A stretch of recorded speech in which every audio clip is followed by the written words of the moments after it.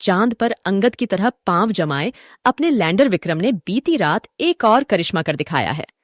जी हां दोस्तों, चंद्रयान 3 ने 23 अगस्त को चांद के दक्षिणी हिस्से में लैंड किया था। इसके बाद चंद्रयान 3 का रोवर प्रज्ञान लैंडर विक्रम से बाहर आया।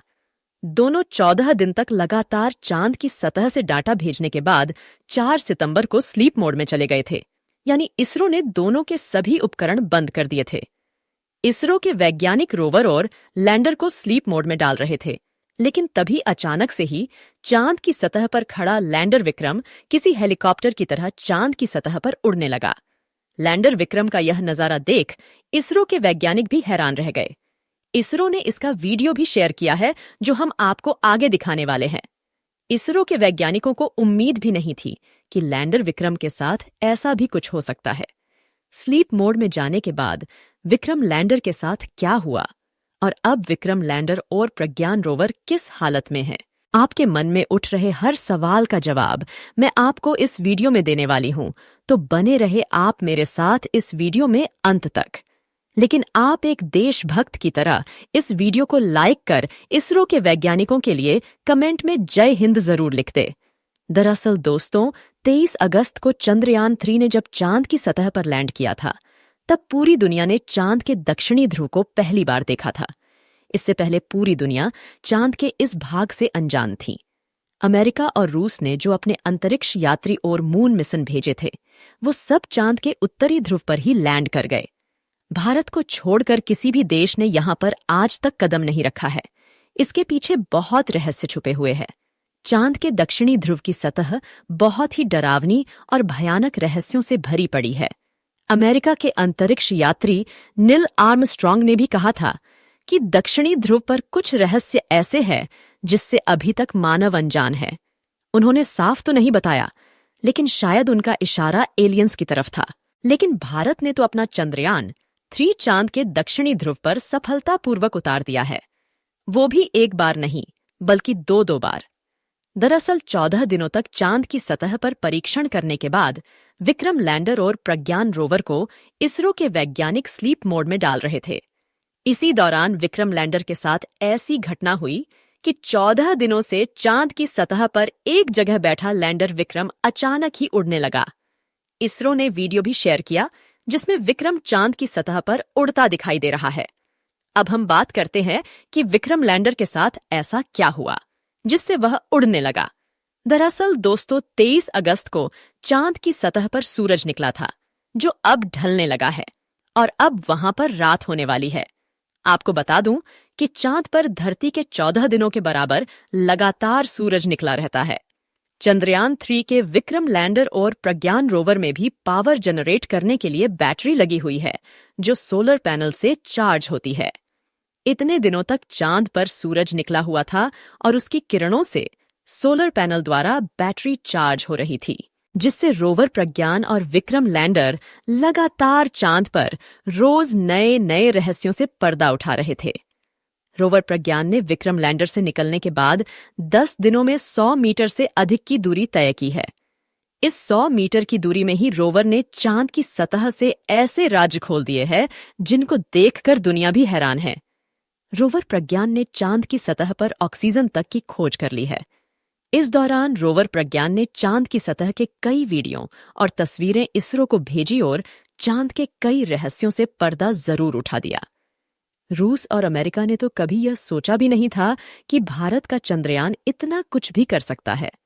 अब चांद पर रात हो रही है तो रोवर और लैंडर के सोलर पैनलों को सूरज की रोशनी नहीं मिलेगी और बैटरी चार्ज नहीं होगी। इसलिए इसरो के वैज्ञानिकों ने रोवर प्रज्ञान के सभी उपकरणों को बंद करके चांद की सतह पर एक जगह पार्क करके छोड़ दिया है।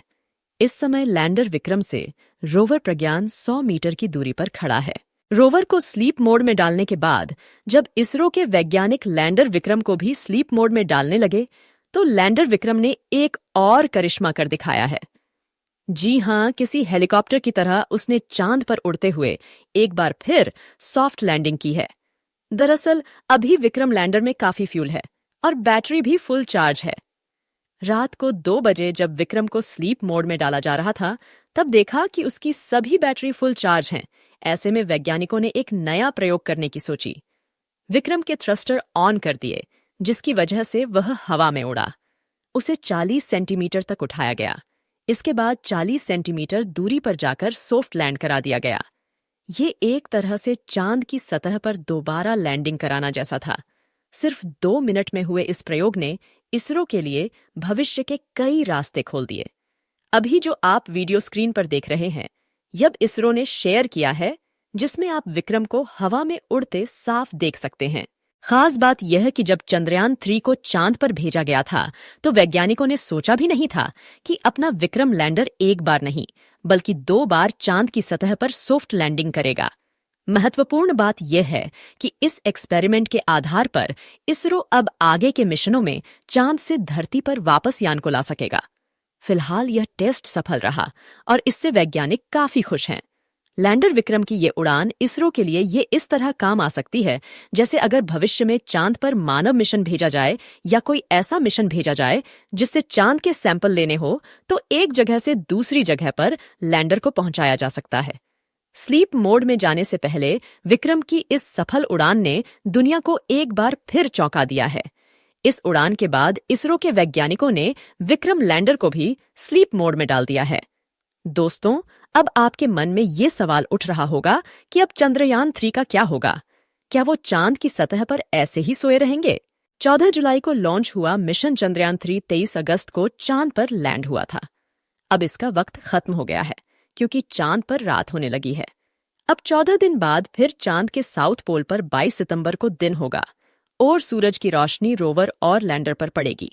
जब सूरज की रोशनी रोवर के सोलर पैनल तक पहुंच जाएगी, तो इसरो के कंट्रोल रूम में बैठे वैज्ञानिक उसे सिग्नल भेजेंगे।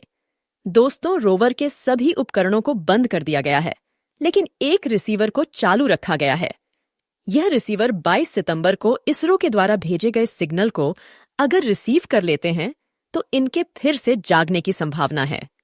दोस्तों, चांद की सतह पर रात के समय तापमान माइनस में 200 डिग्री सेल्सियस तक चला जाता है।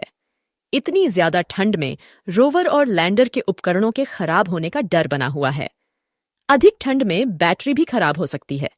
ऐसे में 22 सितंबर को इसरो के सिग्नल रोवर और लैंडर रिसीव नहीं कर पाएंगे।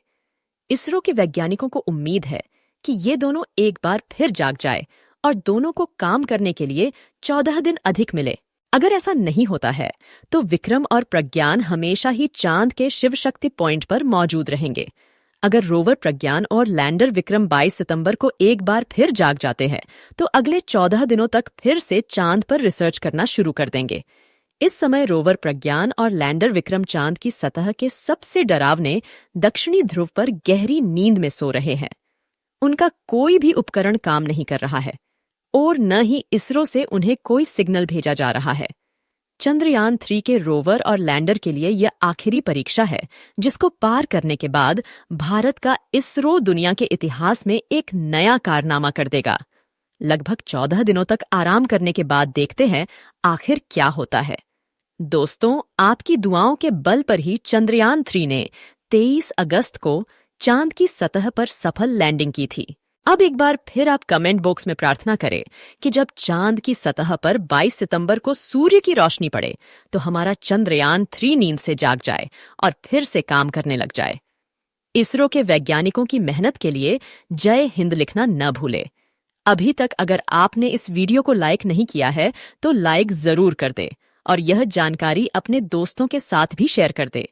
आज के इस वीडियो में बस इतना ही। मिलते हैं जल्द ही अगले नॉलेजेबल और चंद्रयान 3 के नए अपडेट के साथ। तब तक के लिए आप इस चैनल को सब्सक्राइब कर बेल आइकन को भी दबा दें। वीडियो को अंत तक देखने के लिए आपका बहुत बहुत धन्यवाद।